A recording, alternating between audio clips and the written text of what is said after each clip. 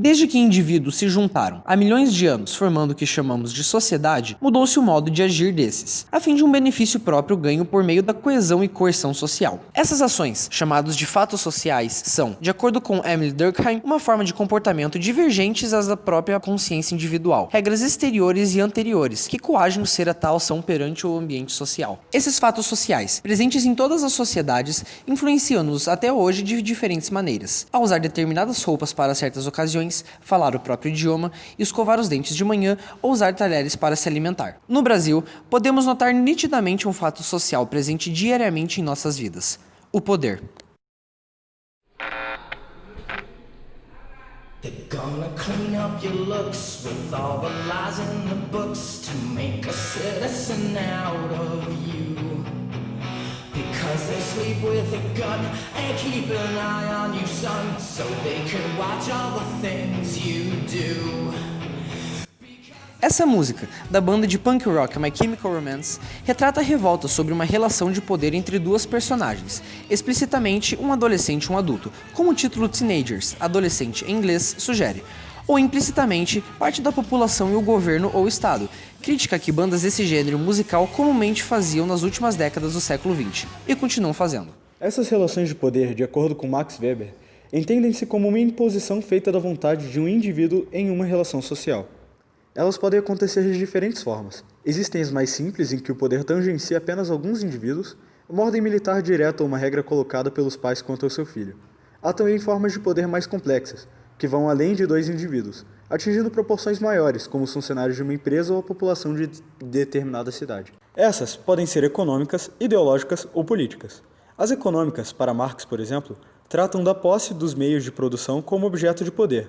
A ideológica traz em questão a capacidade de influenciar pessoas e formar ideias, sendo a posse dos meios de comunicação e o carisma como objetos de poder. Já a política é a prática do uso da força no exercício de um poder.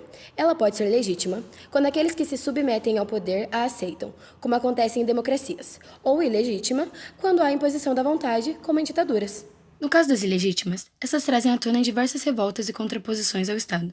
Como a música trouxe anteriormente, ainda mudam-se os critérios a se avaliarem a legitimidade ou não de um Estado, de acordo com a ideologia de um grupo. Anarquistas, por exemplo, enxergam qualquer manifestação do Estado como uma imposição de poder legítima, trazendo à política e à sociedade diferentes debates sobre como se deve não apenas sua existência, mas forma de agir sobre os indivíduos.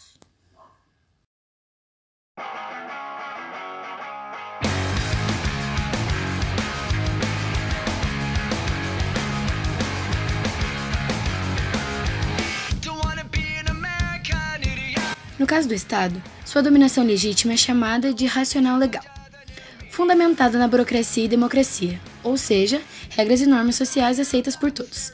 Essas legitimadas em conceitos importantes trazidos pelos filósofos e teóricos iluministas no século XVIII, influenciados pelos modelos políticos da Grécia Antiga, que inspiram, posteriormente, a Revolução Francesa e Revolução Científica. As grandes mudanças sociais proporcionadas por tais revoluções, incluindo a Revolução Industrial, permitiram que surgisse o estado científico da sociedade, a partir de obras importantes, como o curso de Filosofia Positiva, de Augusto Comte, e Física Social, de Max Weber. Importante destaque deve ser dado à filosofia positiva de Comte. Ele se baseava na ciência como o valor mais importante e o conhecimento verdadeiro do ser humano.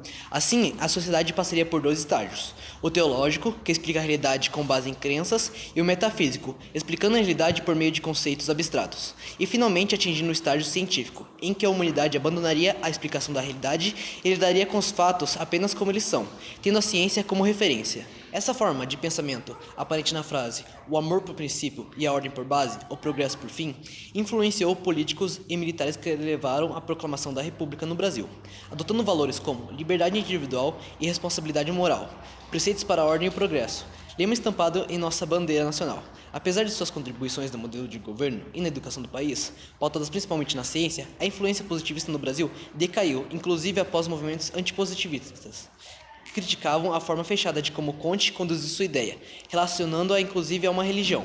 Quanto ao Estado, porém, se vê com facilidade e importância sua participação na vida dos brasileiros. Hoje, quando estacionamos na rua, compramos ou vendemos algo, abrimos uma empresa, construímos uma casa ou pagamos impostos. Em tudo isso, há uma interferência direta ou existência por causa do Estado. Mesmo em alguns casos, não percebemos. Além da política propriamente dita, atuais casos de corrupção e o programa Lava Jato levaram o Brasil a uma crise política extremamente polarizada nos atuais denominados esquerda e direita. São extremamente comuns menções em telejornais e nas mídias sociais sobre tais assuntos. Não apenas o Estado, mas empresas e corporações também são vistos como denominadores racionais, legais e legítimos. E por último, mas não menos importante, a dominação carismática, em que o dominante é visto por um grupo de pessoas que o consideram um líder ou herói, que pode levar a sociedade a uma mudança evolutiva, comumente relacionada a presidentes ou líderes religiosos e atualmente digital influencers também podem ser vistos dessa forma.